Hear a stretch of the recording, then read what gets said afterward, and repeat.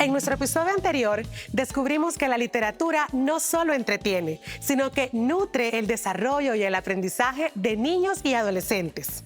Además, descubrimos estrategias para fomentar el hábito de la lectura en casa y descubrimos el impacto que tienen los libros en los primeros años de vida.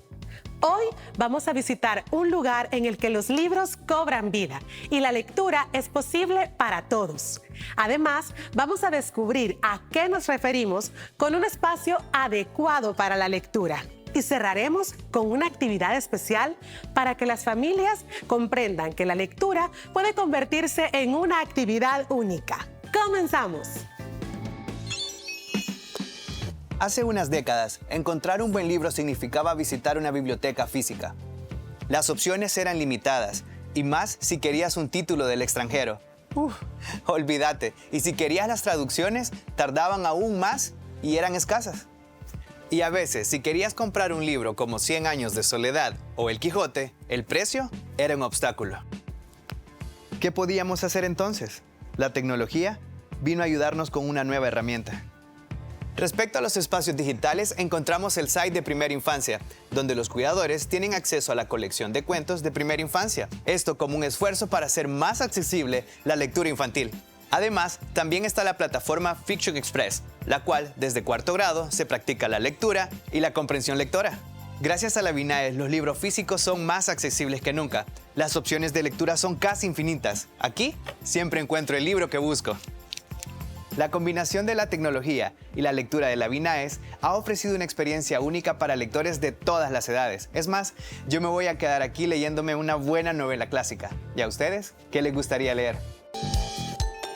Interesante lo que nos comenta Kevin acerca de cómo ha evolucionado la literatura y ahora poder tener en nuestras manos un libro que antes era imposible tenerlo. Y a propósito de la literatura, ahora queremos compartirles una visión más amplia y de cómo podemos trabajar en casa con ese tema. Para eso tenemos a un experto. Él es Rafael, educador, especialista en educación especial y padre de familia. Bienvenido, Rafael. Gracias por estar acá. Muchas gracias, es un gusto. Yo creo que hablar de literatura es algo tan amplio que hoy vamos a hacer un enfoque un poco particular. Es decir, cómo acercar a mis hijos desde mi experiencia y cómo los padres pueden también acercar a los suyos propios. Sí, y así como tú decís, es un tema bien amplio, pero ahora queremos como hacer dentro de esa generalidad, de esa amplitud, algo bien específico. Y es que nos surge la pregunta, por ejemplo, en casa, si es posible o no trabajar con la población neurodivergente. Pero si quieres, antes de responder, ¿por qué no nos contás un poquito a qué nos referimos con neurodivergente para poder comprenderlo en casa y saber a qué se refiere con ese tema? Ok, neurodivergente es un término bastante amplio, muy grande. Pero dentro del término todos tenemos un espacio. ¿Por qué? Porque aparte de ser un término que nos ayuda a entender cómo poder apoyar a diferentes personas, a lo que se refiere ese término es todos somos diferentes. Cuando hablamos de neurodivergencia, quizás esta palabra nos impresiona. O cuando hablamos de un diagnóstico específico como autismo, TDAH, síndrome Down, decimos, wow, ¿y ahora qué? Pues nada, porque hay una cosa común. Todas estas son diagnósticos. ¿Para qué sirve el diagnóstico? Para elegir las herramientas de acompañamiento. Las más adecuadas. Claro, las que los especialistas han estudiado para ayudarnos a nosotros a acompañar a nuestros hijos. Pero lo principal es que son personas. Todos estos pertenecen a Pedro, Camila, Juan, Miguel. Y entonces hay que tratarlos así como son, como Miguel, Camila, Pedro y Juan. No como el diagnóstico, no como neurodivergentes, sino como mi hijo, mi hija, persona, ser humano. ¿Y cómo aprende el ser humano? Esa es la base de todo el aprendizaje. Hay unos que aprenden más, otros que aprenden menos. Depende de las experiencias. No todos tenemos las mismas experiencias y no todos tenemos los mismos intereses. ¿Sí? Sí. Yo no quiero decir aquí que todos estos chicos pueden aprender las tablas al derecho y al revés. Yo no sé si aprenderlas, pero tal vez sí usarlas. Y mientras las pueda usar, mi trabajo como padre es enseñarle para la vida. La literatura es la llave, la primer llave para el conocimiento. Hay cosas básicas que todos sabemos y entonces dentro de la neurodivergencia todos tenemos un espacio. ¿Por qué? Porque la neurodivergencia no habla de incapacidad de aprender. Dice que hay diferentes maneras de aprender, así como hay diferentes modales, diferentes gustos, intereses, pasiones. Hay diferentes niños, solo basta con verlos. Cada uno es diferente. Sí. La neurodiversidad es esa manera amplia de aprender. Bueno, entonces básicamente se refiere a las características que tú y yo tenemos diferentes. Obviamente, cómo nos comportamos, cómo nos relacionamos o cómo aprendemos. Sí, es decir, somos cada uno particular, pero común. ¿Sí? Hay algo que nos diferencia, pero también algo que nos une. Vaya, y en cuanto a eso, por ejemplo, ¿será que en estos casos pueden tener un acercamiento a la literatura cuando nos referimos a que cualquiera de mis hijos está dentro de esa población que ya vimos que al final la formamos todos nosotros? Pero ¿puede tener un acercamiento a la literatura o habrán algunas excepciones o algunas dificultades en el proceso? Bueno, la respuesta es sencilla, sí, sí puede. Con las herramientas adecuadas, con las intenciones adecuadas y sobre todo con el material adecuado. Hoy por hoy tenemos acceso a material tan bonito, tan enriquecedor, que está al alcance de la mano. Basta con que querramos tener esta iniciativa como padres y algunos tips que les podemos dar para que esto sea un poco más efectivo y pueda ser de verdad enriquecedor. Bueno, entonces, con respecto a esto, ya vimos que sí se puede. O sea, lo primero quizás sería quitarnos ese temor a decir, bueno, hay una limitante o hay una condición por la que mi hijo no puede. Todos podemos hacerlo. Es posible tener ese acercamiento. Pero ¿por qué no nos compartís un poco de cómo hacerlo? Porque yo, como madre, puedo pensar, bueno, ya me dijeron que sí, listo, pero entonces, ¿cómo hago? Ahora, ¿cuál es el siguiente paso? Ok, a mí me gusta siempre hacer referencia al doctor Shinichi Suzuki, que es un pedagogo japonés, que él decía, la educación a través del amor. Nurturing by Love es su título de esta formación. Es decir, todas las iniciativas de nosotros como padres parten desde el amor, desde el vínculo, desde esa conexión íntima y personal que tenemos con nuestros hijos. ¿Sí? Luego viene la parte de la pedagogía, es decir, la estrategia, la forma, la manera, qué recursos utilizo. Pues Suzuki decía, ¿cuándo debo empezar a enseñar, por ejemplo, música? Y él decía, desde que está en gestación, ya van 9 meses tarde. Es decir, de siempre. Hay que partir de los gustos personales. Si a mamá y a papá le gusta leer, pues entonces enhorabuena, hay que empezar a leer, ¿sí? ¿Por qué? Porque si el niño está dentro del seno materno, los sentimientos, las expresiones, las ideas que canaliza el cerebro de la mamá se conectan con las sensaciones que ese niño va aprendiendo dentro de este vientre. Ahora, al salir de allí, ¿qué hay que hacer? Pues primero, la voz, ¿sí? Hay que leer. El primer contacto entre un bebé y su mamá es el tipo de voz. Todos tenemos una voz diferente, pero hay un timbre característico. Su timbre de voz no es el mismo mío y así el de muchas personas. Es decir, el niño se educa en el oído, comienza a escuchar ese cantadito, esa frasecita, ese calorcito de voz y entonces a través de este vínculo se va generando una conexión. Hablamos de conexiones, no solo emocional, sino intelectual. La conexión de la información, ¿sí? Cuando el niño escucha muchas veces la palabra agua, agua, agua.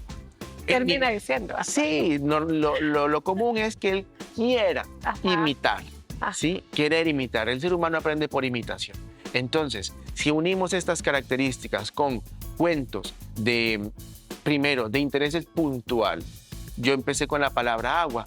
¿Qué tal un cuento de la gotita de agua Panchita? ¿Sí? Hay un cuento y hay una canción que habla sobre la gotita de agua Panchita. Puedo utilizar recursos digitales y recursos impresos. Yo puedo dibujar mi gotita de agua Panchita. Yo puedo mojarme la mano y tirar unas gotitas de agua Panchita. El punto es, nada es ni mucho ni poco. Todo parte de la intención. Ahora, elegir un tema puntual es el primer aspecto. Si llenamos al niño de diferentes historias, unas más complejas, unas más sencillas, grandes historias, al final lo que estamos haciendo es, sí, el niño va a recibir información, pero más de la que puede él manejar. Lo que necesitamos es que la información que reciba le quede al alcance de la mano y pueda, por ejemplo, comenzar a usarla. Agua, agua. Podemos agregar, quiero agua. ¿Sí? En su vida diaria, En su vida texto. diaria, es correcto. Es que enseñar no se trata de matemáticas, de ciencia, de astrología. Enseñar se trata de compartir cómo yo vivo para que tú vivas. Claro, la intención es que mi hijo, mi hija vivan mejor. Entonces yo dono, yo doy lo que yo conocí. Conozco de diferentes temas, pero el agua va a ser mi primer punto. Después, imágenes sencillas, pero ilustrativas. Es decir, una gota de agua, un río. Después podemos hablar de, a veces el agua cae del cielo, otras veces recorre la tierra, pero muchas veces me refresca. ¡Ah, qué rica el agua! Y eso se me acaba de ocurrir porque son experiencias que hemos vivido. No necesitamos correr a la librería, aunque nos ayuda mucho, porque hay personas que se dedican especialmente a estudiar cómo el ser humano aprende y diseñan recursos, herramientas, como lo que estamos haciendo hoy, participando de una serie de herramientas para ayudar a los padres a justo eso, a acompañar el desarrollo de sus hijos. Entonces decíamos, primero, un tema puntual. Segundo, imágenes claras. Y después, el texto. No es necesario leer el texto tal cual, rígido, sino que podemos nosotros basarnos en la imagen y contar ideas desde nuestra propia experiencia. Anoche llovió, yo sentí mucho miedo. Sí. Si queremos meter sentimientos, ¿no? Porque cayó un trueno, ¡brum! Le hizo. ¿Cómo le hace el trueno? ¡Brum! Y luego usted se puede conseguir una cacerola, ¡brum! Le hace el trueno, ¿no? Vamos dando diferentes experiencias enriquecedoras. Es bueno también involucrar texturas, los sentidos nuestros que nos hablan de frío, de calor, de que me gusta porque es dulce, de que lo siento un poco salado. Podemos agregar experiencias de agua, ¿no? En un balde, en un guacal, en un vaso, con un gotero, diferentes estrategias. Lo importante es que la idea, el concepto y la experiencia vayan conectadas. Es más, no necesita introducir otro tema tan rápido, puede repetir, porque a nuestros niños y a todos en general, aprendemos por repetición. Bueno, en lo personal estoy apasionada con ese tema de escucharte, que es posible, que lo podemos hacer y que como padres ya tenemos un 50 o más por ciento en el proceso para poder implementarlo y hacerlo real. De verdad, te agradezco muchísimo que estés acá, que compartas todo este conocimiento y esperamos que en casa también lo puedan poner en práctica. Es un placer. Y bueno, a continuación vamos a un taller con más ideas y con más herramientas de cómo hacer eso posible en casa y desde nuestros propios recursos. Me ha gustado todo el programa porque, Anto, hemos visto cómo la literatura infantil puede llegar a crear estos vínculos con los padres, la familia, y cómo los niños pueden irse por el camino de la creatividad, de descubrir a través de la literatura, de los libros. Y en lo particular a mí me gustó mucho, por ejemplo, cuando estuve en el centro histórico y me moví a la Vinaes, justamente en el segundo nivel, cuando iba subiendo, uno ve la parte de los colores, los juegos, los espacios, las áreas que hay para la primera infancia. Y me gustó porque cada área pues tiene para las diferentes edades y cómo los padres o las familias están interactuando con los niños, fíjate. Qué bueno que ¿Sí? tuviste directamente la interacción de las familias con los niños y yo creo que Vinaes ha venido a cambiar este formato de cómo leemos. Pero fíjate que lo interesante también es cómo adaptar estas estrategias para hacerlas en casa. Correcto. Porque en casa casa, lo podemos hacer en familia con diferentes tipos de recursos. Sí. Y la idea de ese programa es dar diferentes opciones. Entonces, una opción que te quiero mencionar es que hay un sitio en internet que se llama Site de Primera Infancia y ahí están alojados todos los libros de estas, que ya los vamos a presentar, de esta colección Árbol de Vida, y podemos descargarlos para leerlos con los niños en casa, pero también te tengo otra propuesta, fíjate. Justamente en esto me quería centrar yo. ¿Cómo nosotros podemos tomar estos primeros recursos, los primeros pasos para implementar la lectura en casa? Tenés razón, ¿verdad? Antes quizás como el paso a paso. Bueno, este es un recurso que se llama Diario Escolar y fíjate que lo puedes buscar todos los domingos en el Diario El Salvador. Ah, mira. Entonces ahí es como una guía paso a paso para pensar qué preguntas, qué actividades, qué podemos hacer con el niño antes, durante y después de la lectura. Genial, me parece. Sí, si vos vas a empezar de cero y decís yo como papá o como tío no sé por dónde empezar, es un excelente recurso. Es que eso me venía en mente porque a veces estamos como, vaya, ya tengo los libros o hemos hecho libros, pero ¿cómo iniciamos? Y esto es un buen parte porque tenemos como el proceso del paso a paso de cómo hacerlo y ahora también que vemos acá los libros ya en físico, las ilustraciones y que veo que hay de diferentes edades, contanos cuáles son estos materiales que tenemos acá. Bueno, fíjate que, como te decía, están de manera digital en este site, pero acá los tenemos en físico. Te voy a contar. La colección se llama Árbol de Vida y tiene diferentes series. La primera es la serie Amate, que es para niños de 0 a 3 añitos. Tenemos Árbol de Fuego, que es para niños de 4 a 7 años. Y esa que tú tenés es la serie Maquiliswat y se divide en Maquiliswat 1 y 2. Y es para niños de 6 a 12. Me parece. Y también pues tenemos otro tipo de libros que en casa los podemos tener quizás algún regalo o de alguna tarea o de alguna forma tenemos libros que también forman parte de esa literatura y los podemos utilizar al momento de leer en casa. Y por ejemplo, Anto, si nosotros queremos tener recursos para niños con alguna discapacidad, pues bueno, contamos, por ejemplo, veo este acá, mira. Es un punto bien importante que se ha trabajado para tener accesibilidad a los recursos. En este caso, esta es una libreta de Crecer Leyendo para niños de 4 a 6 años y fíjate que está en braille. Mira, y también en este sitio que te menciono están los cuentos, pero con lenguaje lesa también. Entonces es súper bueno cómo se ha incorporado estas adaptaciones para mayor accesibilidad. Se me ocurre, y yo pensando siempre como poder interactuar con mi sobrina, por ejemplo, ¿cuáles podrían ser estos tips que podría tomar yo en cuenta para aún más implementar el hábito de la lectura con ella, que tiene 3 años? Si nos podrías dar algunas recomendaciones para otros padres o familias que lo puedan incluir también. Bueno, fíjate que me gusta tu pregunta y también me gusta todo lo que podemos hacer en casa. Genial. Lo que te recomiendo es que lo primero es buscar un espacio que sea adecuado, es decir, un espacio que sea un poquito alejado del ruido, que pueda ser cómodo. Y en este caso hemos colocado una alfombra y unos cojines. Si querés, nos podemos sentar para que vayamos ya teniendo la sensación de este espacio que vamos a preparar. Y bueno, en tu casa puede ser, si no tienes una alfombra, puede ser una colcha, una toalla y las almohadas que tengamos por ahí. No hay ningún problema. Acá el personaje principal que tiene que destacar es el libro, los libros que tengamos en casa. Acá tenemos una variedad de libros que pueden llamar la atención. Obviamente hay que considerar las edades de los niños para saber qué tipo de libros voy a utilizar y qué tipo de libros pueden llamarles la atención. De acuerdo. O sea, una vez que nosotros ya tengamos el espacio adecuado, tengamos los libros y otros elementos que puedan acompañar a que sean un atractivo para el niño, ¿qué es lo que con qué deberíamos de continuar? Los libros deben estar ahí a disposición del niño para que él en su movimiento libremente pueda explorarlos. Jugar, explorar. Así es. Lo primero es no imponer nada, ¿verdad? No imponer como este libro vamos a leer o este material vamos a utilizar. No. Dejar que exploren los diferentes libros y ver qué libro les llama la atención.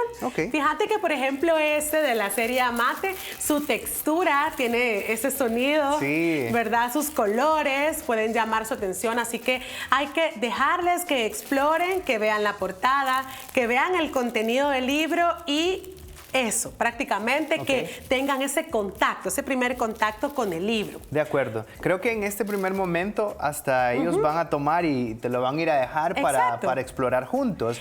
Ahora, cuando ya, digamos, han explorado, están jugando en el espacio, ¿hay alguna forma o tipos de lectura que podamos implementar? Sí, mira, fíjate que hay una variedad de tipos de lectura. Ahora, si nos metemos a explorar, científicamente se ha comprobado que hay muchos tipos, pero te voy a explicar quizás algunos que podemos hacer en casa y que en lo personal me resultan bastante sencillos, fíjate, de aplicar y prácticos. De acuerdo. Voy a imaginarme que mi hijo o mi sobrino tomó ese libro y entonces yo lo veo que está interesado, claro, porque lo primero es ver la interacción que tenga y qué libro me pueda dar. Y que ya uno... Ajá, exacto, que te está indicando, ese me interesa, ese quiero leer.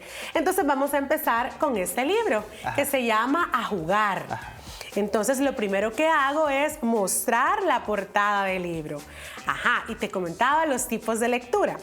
El primero que te quiero comentar es la lectura de imágenes. Esa lectura que hacen los niños cuando observan una imagen. Dicen carro, ¿verdad?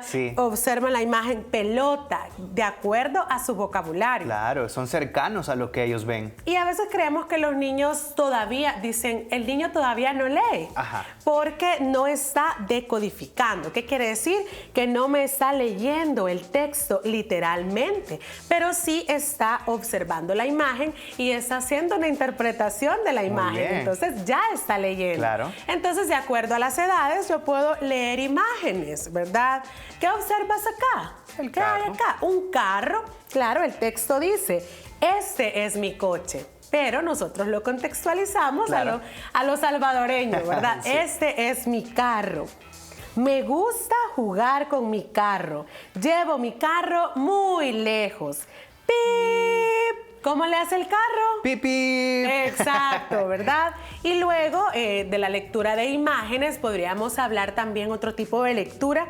Es la lectura en voz alta. Es esa lectura que hacemos cuando muestro la imagen y voy acompañando la imagen de esa lectura, que es la que acabo de hacer. Por ejemplo, leo la imagen. ¿Qué observas acá? ¿Qué hay acá? Sí, ya el niño diría la pelota, La pelota. Y luego lo acompaño con la lectura en voz alta. Esta es mi pelota.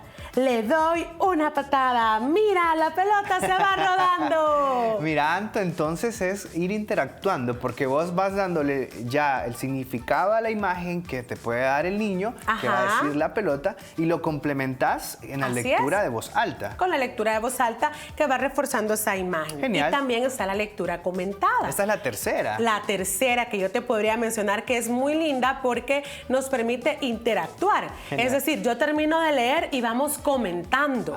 Mira. Y ese comentario o ese tipo de interacción va de acuerdo a la edad del niño. Me parece. ¿Qué pasó con la pelota? ¿Qué hizo el niño? Le pegó a la pelota. ¿Y qué pasó? ¿Qué hizo la pelota? Se fue rodando. ¿Sabes? Todos estos ya son agregados que podemos hacer para que la lectura no sea una lectura quizás plana, una lectura que no sea del interés del niño. Y aquí vemos cómo la creatividad se está fomentando en la lectura y cómo juntos se están descubriendo, porque acá, independientemente que pueda ser con su abuelo, con su papá, tengan este espacio, están teniendo el momento, primero, de fortalecer sus vínculos y segundo, explorar y tener ese momento de creatividad juntos. Y esa lectura también se puede ver acompañada con materiales que tengamos en casa o con otros recursos. Por ejemplo, si tengo títeres de repente o algún peluche o me puedo disfrazar, imaginarme un vestuario de lo que estoy hablando.